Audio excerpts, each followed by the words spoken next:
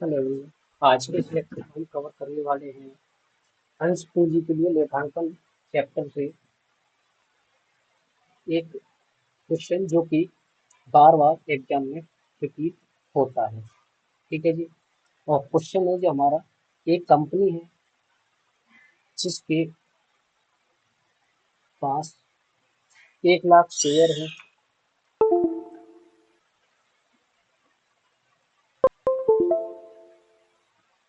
जिसके पास 1 लाख शेयर है। ठीक है।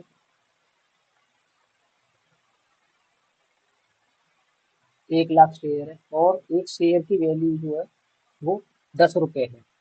और इन्होंने जो है शेयर अपने बेचना चाहे और उसके लिए उन्होंने जैसे जैसे आवंटन किया वो है, जैसे कि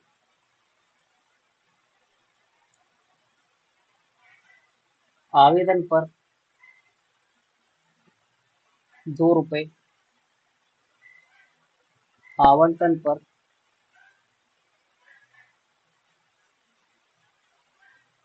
3 रुपये और तथा शेष रुपये इनकी जो अंतिम याचना पर। ठीक है। अंतिम याचना पर शेष रुपये हैं। और शेष कितने बचे? देखो, 2 यहाँ हो गए, 3 यहाँ हो गए, तो 5 ही बचे, क्योंकि टोटल शेयर की वैल्यू कितनी है? टोटल वैल्यू हमारी 10 रुपये। उसके बाद अगर हम बात करें तो इनके पास जो है कुल आए आवेदन, कितने आवेदन आए?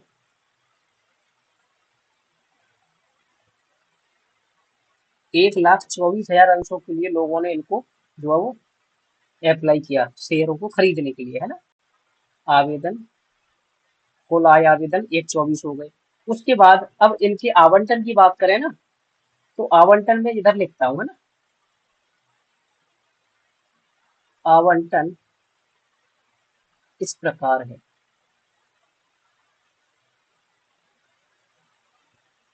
जैसे कि इस बार के एग्जाम में जो है वो यही से क्वेश्चन आया था, सेम यही जो है फॉर्मेट दे रखा था उन्होंने। तो कंपनी के पास तो 1 लाख शेयर है, तो आवंटन इन्होंने किस प्रकार किया कि 85,000 अंशों के जो आवेदक थे ना, 85,000 वालों को तो इन्होंने क्या है, पूरा दे दिया पैसा, है ना। पूरा ही मतलब शेयर दे दिया। 1 लाख शेयर इन्हें बेचने थे और 1 लाख में से 85,000 वालों को तो पूरे दे दिए। अच्छा, जो 30,000 आवेदक आए थे, है ना, 30,000 वालों को इन्होंने कितने दिए? 30,000 वालों को दिए इन्होंने केवल 15,000 शेयर ही दिए, जिसमें 30,000 मांगे थे। ठीक है। अब एक और आवेदक था, एक और आवेदक था जिसने 9,000 शेयर मांगे थे। इसको इन्होंने क्या किया, कंप्लीटली मना कर दिया कि हम आपको कुछ भी नहीं देंगे। ये तो क्वेश्चन की वर्डिंग हो गई आपकी, है ना, कि ऐसे क्वेश्चन दे रखा था। आइए अब हम बात करते हैं क्वेश्चन को सॉल्व करने की। और आपसे पूछा जाएगा कि जनरल एंट्री जो है इसकी बनाइए। तो अगर हम सबसे पहली एंट्री की बात करें, देखो सबसे पहले तो इसकी हम जो है फॉर्मेट ही बना लेते हैं ना। फॉर्मेट क्या रहता है इसका अपना, इधर जो है दो तो अमाउंट में हो जाते हैं, एक है ना, एक डेट का और एक पार्टिकुलर का। और उसके साथ साथ एक हो जाता है अपना जेएफ, वो सॉरी एलएफ का, है ना, जेएफ नहीं एलएफ। जेएफ होता है हमारा जो है जब हम वो बनाते हैं ना, खाता वही लेजर बनाते हैं तब होता है। ठीक है। ये तो हो गया आपका फॉर्मेट पूरा। और अगर हम इसके नाम की बात करें तो देखो, ये तो हो गई डेट।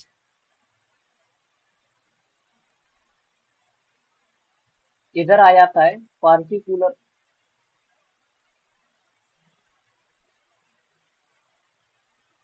ये एल एफ, लेजर फोलियो। कुछ भी भरना नहीं होता हमारे लिए। जो बड़ी बड़ी कंपनियां होती है ना, जो अपने यहाँ पर जनरल एंट्री बनाती है वो भरते हैं इसको। हमें तो केवल फॉर्मेट ही बनाना होता है। सबसे पहली एंट्री की अगर हम बात करें तो सबसे पहली एंट्री तो आवेदन आए होंगे हमारे पास, है ना। तो आवेदन को प्राप्त करने की एंट्री होती है equity share, equity share application,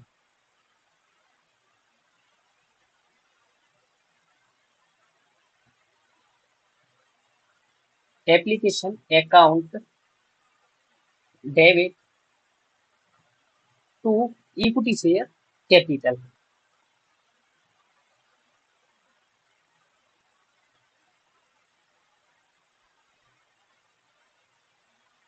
ठीक है, ये तो एंट्री आपको ऐसे ही याद रखनी होगी, है ना, किस समय कौन सी एंट्री जो है पास होती है। अब अगर हम बात करें यहाँ पर, तो देखो आवेदन कितने लोगों ने किया था, आवेदन किया था 1,24,000 लोगों ने, और 2 रुपए के हिसाब से हमने उनसे शेयर की वैल्यू जो है रखी थी, यानी 2 रुपए के हिसाब से आप आवेदन जब करो तभी देना हमें पेमेंट, है ना। तो 1,24,000 लोगों ने आवेदन किया और 2 रुपए के हिसाब से हमने उनसे पैसा जो है तभी मांग लिया। तो ये कितना हो गया, ये हो गया 2,48,000 रुपया, जो कि हमने आवेदन के समय ही उनसे प्राप्त कर लिया है। ठीक है, सॉरी, यहाँ पर एक मिस्टेक हो गई, ये जो एंट्री है ना आपकी, ये बैंक आएगा यहाँ पर, है ना। ये पूरी ही एंट्री जो आपकी हमने सेकंड वाली हो गई यहाँ पर, क्योंकि स्टार्टिंग में हमें पैसा प्राप्त करना होता है, उसके बाद ड्यू करते हैं, हमने ड्यू की एंट्री पहले बना दी थी। To equity share application,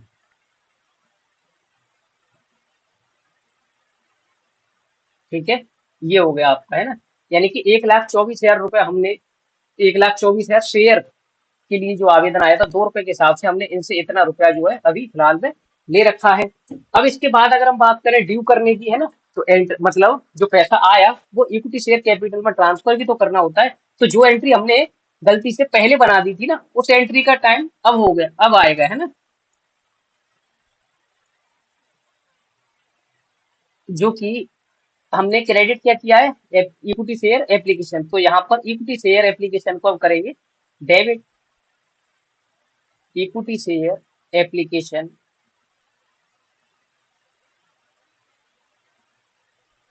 account debit, और टू आएगा इक्विटी शेयर कैपिटल। ठीक है, वो सेम एंट्री हमने जो है, जो यहाँ पे बनानी थी हमने ड्यू करने की, है ना, वो एंट्री हमने स्टार्टिंग में बना दी।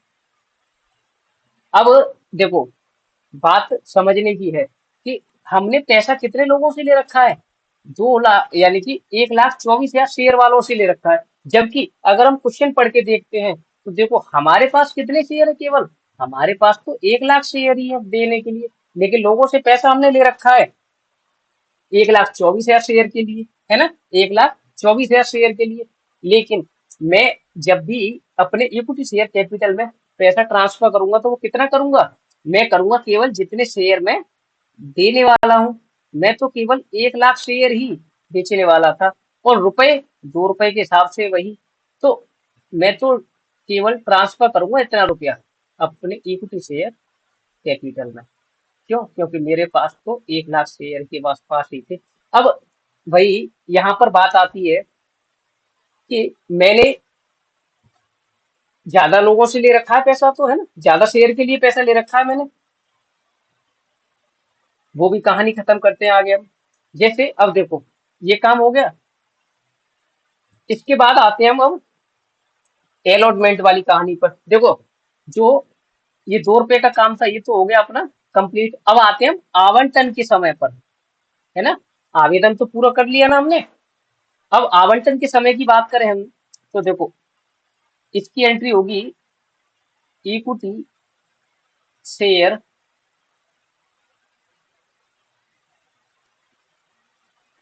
Allotment account debit to equity share capital,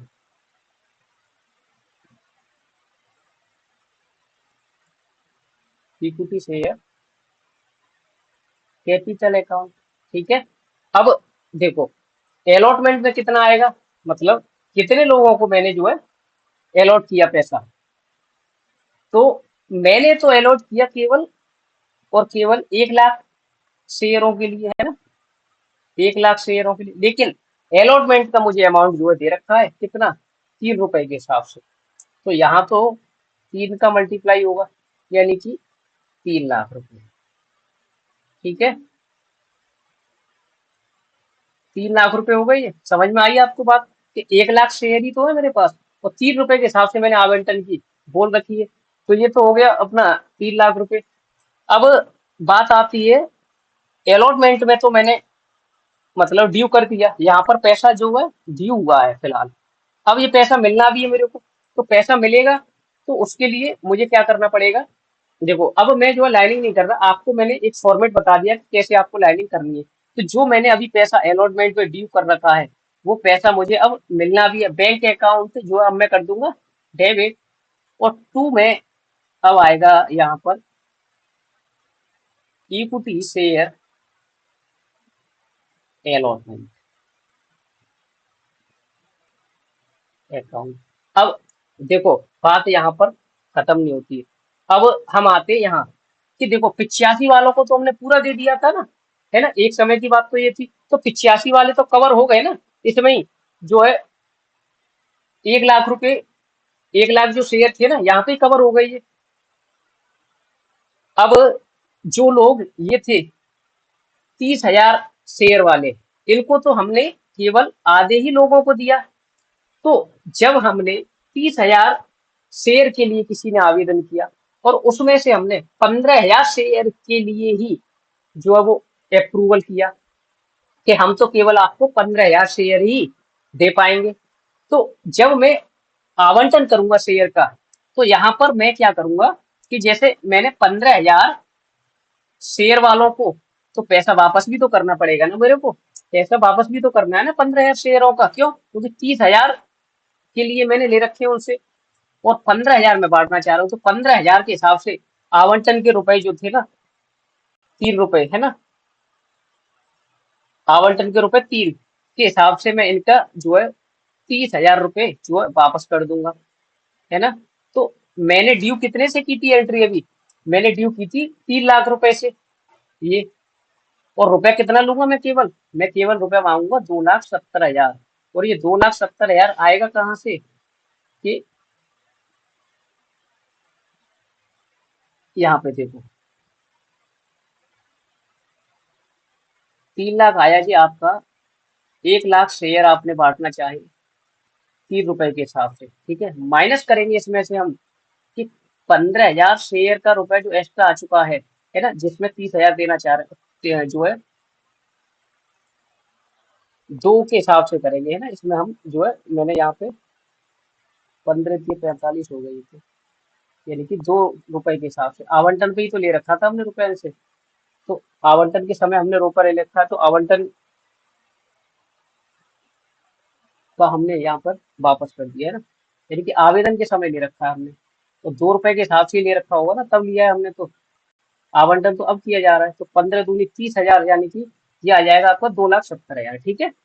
यानी कि आवेदन के समय आपने रुपए लिया है, तो आवेदन की जो भी आपने डिमांड रखी थी कि मैं 2 रुपए के हिसाब से लूंगा आपसे, तो वही था। लेकिन अब क्या आती है कहानी, कि जो मैंने 30,000 रुपए इनका एक्स्ट्रा ले रखा है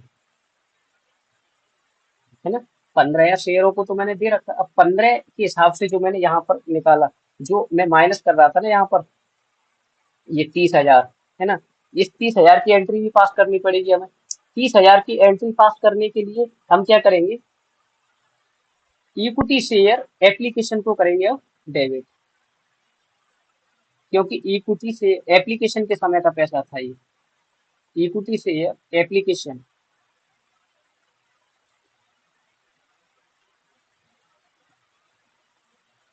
अकाउंट डेबिट, और टू में क्या आएगा, टू में आएगा आपका इक्विटी शेयर अलॉटमेंट, क्योंकि अलॉटमेंट के समय आप इसको जो है वो राइट ऑफ कर रहे हैं, इक्विटी शेयर अलॉटमेंट। ठीक है, कितने से? 30,000 रुपये से। ये 30,000 रुपये वही है जो कि यहाँ पर हमने 15,000 रुपये, यानी 15,000 शेयर जो ज्यादा ले रखे थे बांटने के लिए, है ना, 15,000 के आवेदन ज्यादा ले रखे थे, वो है ये कहानी भी यहाँ पर जो है खत्म हो गई। अब इसके बाद आती है लास्ट कॉल हमारी,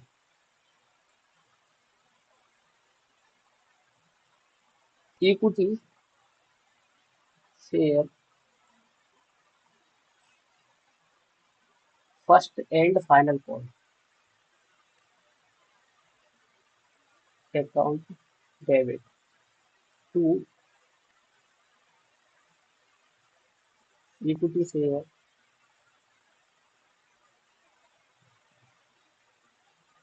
कैपिटल। इक्विटी शेयर पे जो कॉल के समय पर थे वो कितने थे? 5, और 1 लाख के हिसाब से तो कितना हो गया? 1 लाख में जब हम 5 का गुना करेंगे, 5 लाख। ठीक है, अब जो हमने ये ड्यू किया है, ये हमने ड्यू किए हैं, ये रुपए अब हमें मिल भी जाएंगे। तो एंट्री क्या होगी अब? Bank account debit to equity share first and final call, first and final call account, same amount से, 5 लाख से। अब यहाँ पर हमने क्यों नहीं किया, देखो बच्चों, इसका लॉजिक भी आपको बताऊं कि यहाँ पर पूरा 5 का 5 रहने दिया हमने, क्यों? क्योंकि देखो 85 वालों को पूरा दे दिया हमने, 30 वालों को दे दिया 15, तो 85 तो ये दे दिया हमने, 15,000 शेयर है यहाँ पे दे दिए, तो 85 15 1 लाख तो यहीं पे हो गया ना पूरा। 1 लाख शेयर ही हम बांट रहे थे, ये दे रखे थे, तो 1 लाख शेयर पूरे हो गए। 9,000 वालों को तो कुछ नहीं दिया हमने, तो इसलिए हमने सेम अमाउंट से की वो एंट्री।